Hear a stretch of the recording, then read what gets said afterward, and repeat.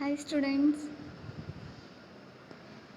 In the previous class we have discussed about air around us. In that, what is air?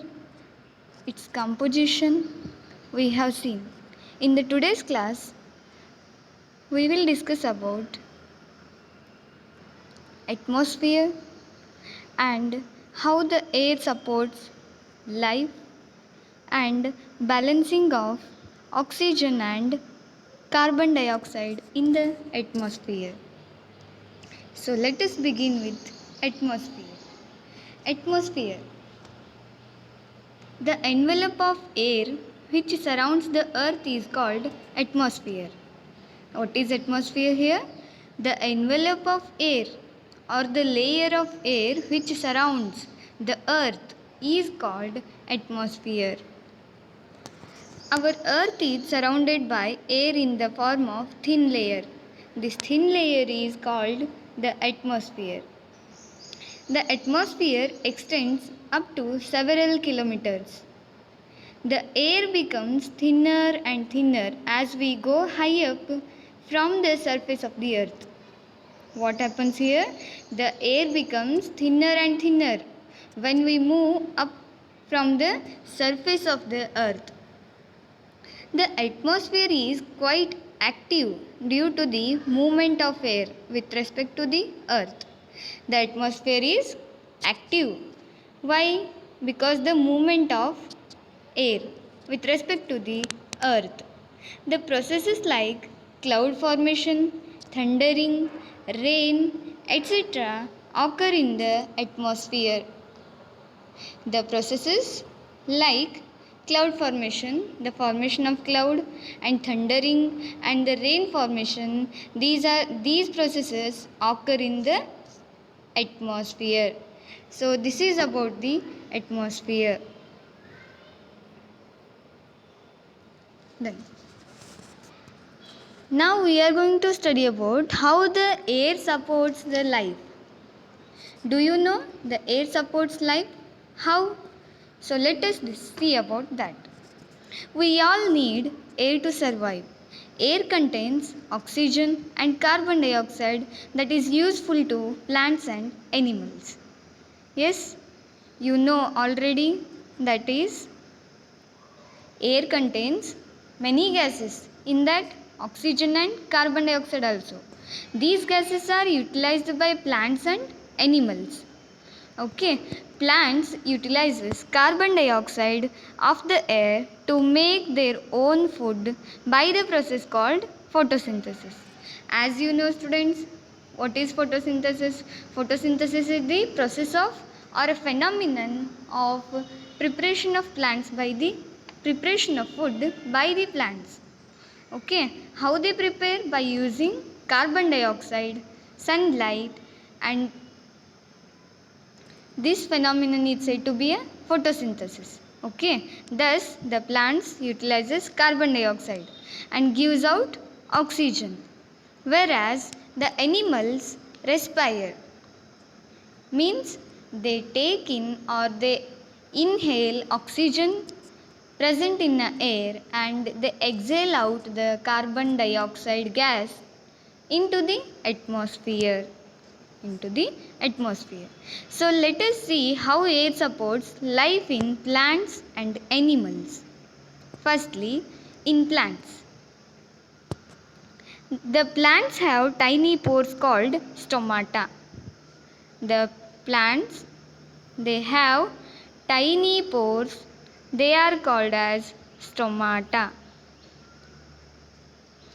So here you can see the stomata which is present in the leaf of a plant. Okay. These are the tiny pores which are in a plant, they are called as a stomata. Air containing carbon dioxide and oxygen enters the plant through these openings where it gets utilized in photosynthesis and respiration. These stomata are helpful for the photosynthesis as well as for the respiration. These stomata are helpful for the exchange of gases as well as for the preparation of food. The exchange of gases takes place through the stomata which are present in the leaves. Then these are the stomata. This is the structure of or a section of stomata in a leaf. Yes. Next is in aquatic animals. Aquatic animals. Aquatic animals means the animals which lives in a water. They are said to be aquatic animals. Aquatic animals like fish, tadpole, crab have special organs for the respiration. They are called as gills, which help to take in oxygen and give out carbon dioxide. What happens here? The aquatic animals, they have special type of structures for the respiration. They are called as gills. The gills which helps to take in oxygen and gives out carbon dioxide. These are the aquatic animals. Fishes, crab, tadpole, these are the aquatic animals. And this one is the aquatic plant, which is known as hydrilla. This one is the hydrilla plant. This also breathe in oxygen dissolved in water through their stomata. These are the plant which grows in the water. You can see here they grow in the water, hence we call them as aquatic plants. This plant name is hydrilla and they breathe in oxygen. They take in oxygen which is dissolved in water through their stomata. Okay, understood?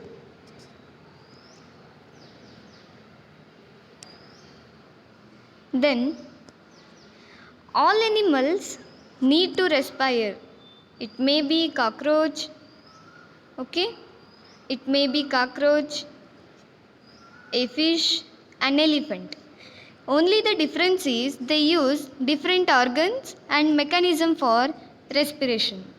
All animals on land, they must and should respire. Okay, but the difference is there will be a different organs for different animals for the respiration and their mechanism also different. Okay, and one more point here, sometimes we wrongly use the terms of breathing and respiration interchangeably. Breathing is a physical act of taking in oxygen and giving out carbon dioxide. What is breathing? Breathing is a physical act of taking oxygen in and giving out carbon dioxide, whereas respiration is a chemical process by which glucose in the body breaks down to give energy. So there will be a difference between breathing and the respiration. Breathing is a physical process whereas respiration is a chemical process. In respiration, the glucose in the body is broken into give energy. Okay? You have to remember this point. Then in amphibians, you know the 5 classes of animals. First one is fishes, that is aquatic animals, and the second class of animal is amphibians. Amphibians means both, means they can survive on both land as well as water. So that this type of animals are called as amphibians. The amphibians such as frogs, salamanders need breathing system for both air and water. As the amphibians can live both on water and land, so they have 2 breathing systems. Okay, here is a frog, and frog, the amphibian like frog, salamander, These need breathing system for both air and water. Frogs have well developed lungs to breathe in air. The frogs have lungs to breathe in air. Okay. But when they are in water, the frogs breathe with their moist skin. Moist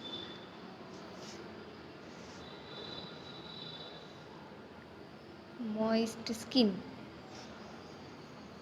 The frog, when it is on land, they respire through lungs, and when it is in water, they respire through moist skin. Okay. This is about the amphibians. Crocodiles and alligators swim through water with part of their snout above the water surface to breathe easily through the nostrils. And the fourth class of animals, that means vertebrates, is birds.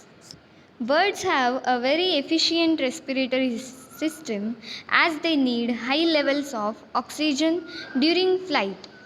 Birds have a pair of lungs. Birds have a pair of lungs with air sacs that remain open all the time so that air can easily pass through them. What is here? The birds have a pair of lungs through which they respire, and the lungs have air sacs. Their air sacs are always kept open all the time so that air can easily pass through them. As such, the birds can respire. Hope you understood about the bird's respiration. This one is the bird which is called as toucan. Okay. And the last class of vertebrates or animals is mammals. Most mammals breathe with the help of lungs. As you know, mammals means, here you can take the example of elephant, kangaroo, cow, mongoose, monkey, dolphin, that is whale, bat, rat, rabbit. These are the some of the mammals. Human being also included in the mammals. So these mammals respire through lungs. Okay. They take in oxygen and give out CO2. So this process is called as respiration.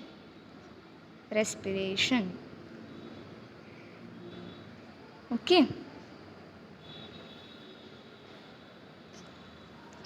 Respiration. So this is about how the air that supports life on earth. So air is most important part of life, which gives oxygen to the living organisms on earth. Okay. And the last point is balancing of oxygen and carbon dioxide in the air. The balance of oxygen and carbon dioxide in the atmosphere is maintained through respiration in plants and animals and by photosynthesis by plants. So the balancing of oxygen and carbon dioxide is maintained by respiration in plants and animals. The respiration in animals and plants can maintain the